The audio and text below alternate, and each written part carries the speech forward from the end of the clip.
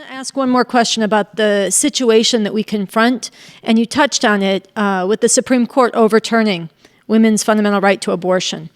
And this, as you said, this sent shockwaves across this country and has been shattering the lives of women and girls on a massive scale already, and worse is to come. And millions of people are outraged by this. Many are terrified about it, but most have no idea, no real understanding as to why this is happening. And it really stands out that you have been analyzing and warning about this and leading people in how to fight against this assault on abortion and what it concentrates for decades. I wondered if you could talk some about what you see concentrated in this fight around abortion and how this relates to the revolution that we need to make. Well, first of all, you have to understand, why has there been this attack? And yes, it's been an attack on women's right to abortion. Go ask any of the Christian fascists out there who are the stormtroopers for this, and they'll tell you straight up it's about controlling women and getting women to be back in their subordinate position, because in the eyes of these people, they're getting all out of control. That doesn't mean that people who are, trans people who may have the situation where they can get pregnant shouldn't have the right to abortion. Of course they should. But the essence of what's going on here and has been going on for decades is the attack, to forcibly subjugate women even more thoroughly and viciously than they already are discriminated against and violently oppressed under this system. And, but then you have to go deeper. Ask yourself, where did all these Christian fascists come from? I mean, yes, they if you listen to them, they'll often say, that satanic woman, Madalyn Murray O'Hair, went to the Supreme Court in 1962 and challenged the right of schools to carry out prayer in the schools. And the stupid and satanic Supreme Court at that time, before we got a hold of it, that stupid Supreme Court actually went along with it and overturned the right to have prayer in the schools. And ever since they kicked God out of the schools in the early 1960s, because of that satanic woman, Madalyn Murray O'Hair, and that terrible Supreme Court, everything has gone to hell in this country. Now, a lot of them will tell you this, or they'll say it even if you don't ask them, and even if you don't want to hear it. But let's go deeper. Where did this whole Christian fascist thing come from, and why?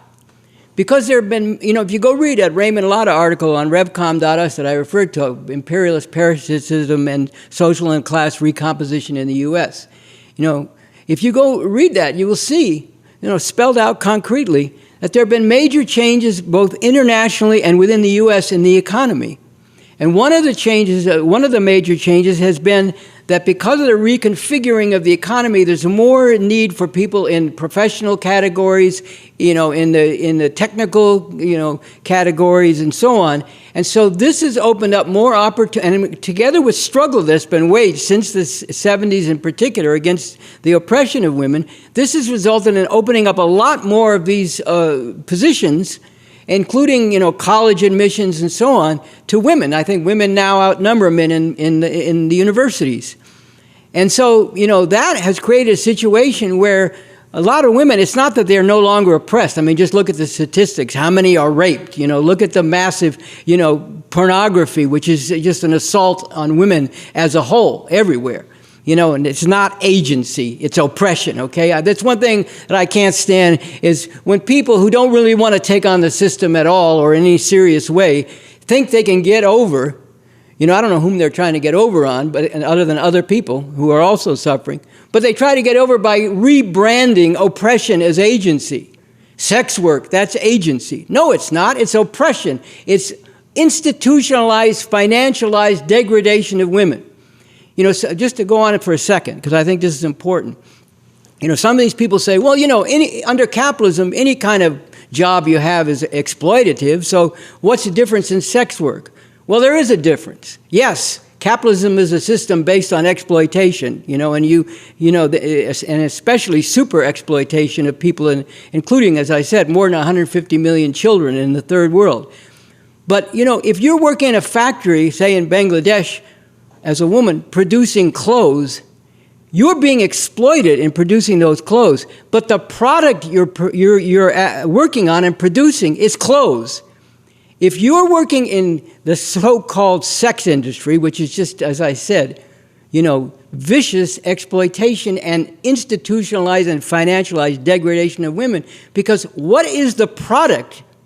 Besides your exploitation, what is the product? The product is the degradation of women. It's not clothes, it's not food, it's not televisions. The product, besides your exploitation, the product is the degradation of women. That's the whole point of it. And the same in pornography.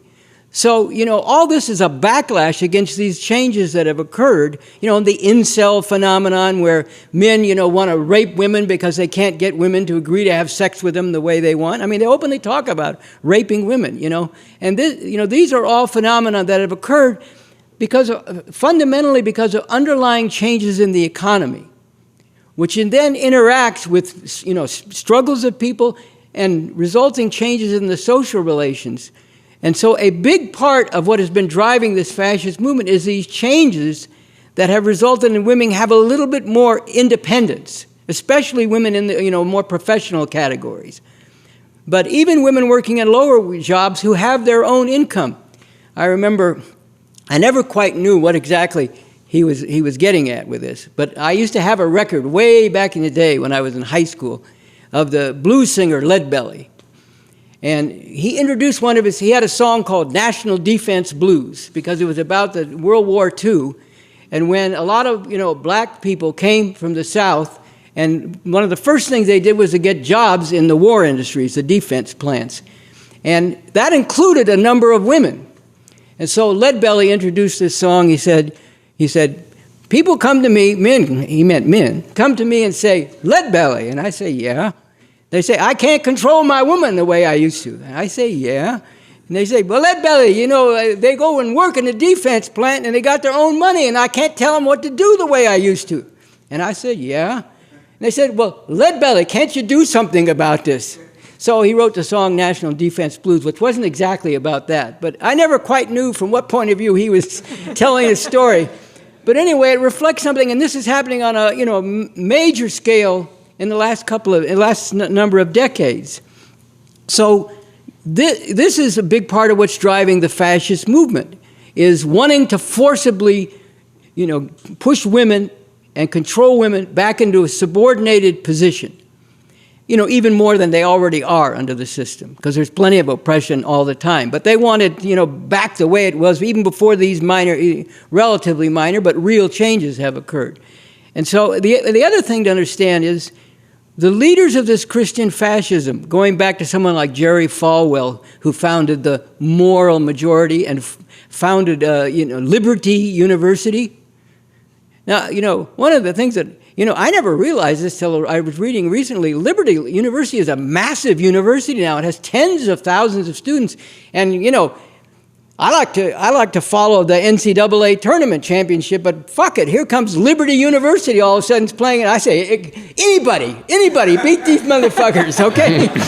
I don't care. I'll even root for Baylor. Just fuck another bunch of Christian fundamentalists. Just beat these motherfuckers and get them out of this tournament now, okay? But Jerry Falwell founded, that university and got going with the Moral Majority, him and Pat Robertson and all these Christian fundamentalists. And Jerry Falwell, at the beginning, in the 50s, was openly opposed to the civil rights movement. And then he had to do a whole mea culpa. Oh, I'm sorry, I shouldn't have opposed that. Well, then he turned around and opposed the anti-apartheid movement in South Africa in the 80s, by the way. So he wasn't that sorry. But what he did recognize, this is tactically unwise. The civil rights movement, the ruling class of this country, because of its needs internationally, is going to make concessions to the civil rights struggle. It's going to, abolish some legal segregation, open up some positions to black people, and, so on and so forth. So he switched gears, and then in the 70s, they concentrated their whole thrust around the oppression of women. They decided this is, one of them openly said, this is a door through which we can get all these, people who are upset about all these things, including the concessions to the struggle against white supremacy. We can get them all by making the thing about abortion so-called killing of babies. And so, this is why they took this up. But, again, all this was, what was going on underneath all this was changes in the economy because of the needs of U.S. imperialism to contend in the world, both economically and militarily, because you're military after all. Where does it get its weapons from? Where does it get its logistics from? Where does it get its supplies from? Where does it get its food from? From the economy. So they had a need to contend internationally. And, this is why, for example, if you include China, 80% of the production workers in the world are in the third world. And, here's a statistic that shines light on what I'm talking about. Just a couple of decades ago, a little less than 60% of the clothes that people wear in this country were made in this country. Now it's 1 or 2%. They're made in places like Bangladesh and other places where there are all these garment factories viciously exploiting people, particularly women. So, this was the changes that in turn led to the changes in the U.S. economy where you had more of these professional jobs. And that's why, along with the struggle, there was more opening for women. And this is what has driven this fascist movement. And is why it's taken on this religious cloak, but it's a real thing, this religious fundamentalism. Because if you look at the Bible, I don't care, I know a number of years ago there was these feminists who didn't want to let go of the Bible, and so they wanted to, think about it in terms of things today. They wanted to go through and change all the pronouns in the Bible. So instead of God, would be he, God would be it. Well, here's the problem. You can change all the pronouns, but you can't change the reality. The Bible is a thoroughly patriarchal document from beginning to end, from the book of Genesis all the way through to Paul's epistles and all the rest of it. It's a patriarchal document, horrific patriarchy. In fact, if you look at it, women should be killed for having sex before they're married. If they're not virgins when they get married, you have to show the bloody sheet to prove that they were virgins. First of all, not all women bleed when they first have sex, but leaving that aside, you have to show the bloody sheet, or else the woman should be put to death in the town hall or the town center. This is a patriarchal document, so you can go changing all the pronouns, but you can't change the patriarchy. God is still going to be God the Father, the patriarchal oppressor. This is the way it is. This is the reality. So, this is why this religion was, a useful way to rally all these fascist forces. Because if you took it, look, there are liberals and progressive people who are religious, and some of them do very good things, and we should appreciate that and unite with them as far as possible in the struggle against oppression. And many of them say, look, there's bad stuff in the Bible, just like there's bad stuff in everything. There's bad stuff in communism. There's bad stuff in the Bible, yes, but, we choose to focus on the message of Jesus, which is to do right by the poor and so on and so forth. Okay, they're practicing what I call, salad bar Christianity. They go down the line, oh, I don't like this one here, like children who disobey their parents should be put to death. Oh, no, not that one, but like feed the poor. Yeah, I can go with that, In fact, the Christian fascists practice salad bar Christianity too. If you start challenging them, what about this stuff here? Some of them openly will say that homosexuals should be put to death, as it says in Leviticus. But most of them will say, well, that was the Old Testament, now we got a New Testament. We got a new covenant with God in the New Testament, so that's different. But you go to the New Testament, and Paul is all about women should be subordinate to men. And he links it back to the Old Testament. He links it back to Eve in the garden, when she's the one that got taken in by the snake, and then she misled Adam. So now childbirth is going to be a burden for women because of that. It's all, you go read the Bible if you have time. This is all in there. But so if you're a fundamentalist, what do? You take all the stuff that really leans heavily on this patriarchy and these oppressive relations. The Bible defends slavery, for example. Now you see some of these fascists openly saying, well, slavery wasn't really that bad. It did, some of the conditions of the slave improved from how they were living in Africa. Just horrific stuff like this. And I see Ron DeSantis, the governor of Florida, made a statement where he said, nobody started questioning slavery until the United States was founded with the Declaration of Independence saying that all men are created equal. Well, this is just absolute bullshit, including, as I pointed out before, I think some of the slaves at least were questioning slavery before the Declaration of Independence was written, including in the uprisings of slaves, even during the colonial days before the country was founded. But see, they lean on this Bible and this heavy religious stuff for two reasons. And I know I've gone on, but I'm going to just finish this point. For two reasons. One, because it is heavily patriarchal and it does uphold all kinds of horrific oppressive relations and slaughter of people who don't get with the right God and so on. If you don't believe me, go read the Bible with an open mind. The other thing is religious fundamentalism, and this is true of religion in general, but all the more so of religious fundamentalism, teaches people to be unthinking. It teaches people to accept things, quote unquote, on faith. It teaches them to be slavishly following religious authorities. And so this is if you want to develop a fascist movement, you need legions of unthinking people who are anti-scientific. And you can see it, all the conspiracy. I saw somebody raise an objection about calling conspiracy theories because they're not really theories, but leaving that aside. They don't deserve to be called theories. But leaving that aside, you got all these conspiracy theories, and all the rest of it, all these people, QAnon, all the rest of these people, you need legions of unthinking people if you want a fascist movement. The exact opposite, by the way, of communism, which needs legions of critically and creatively thinking people.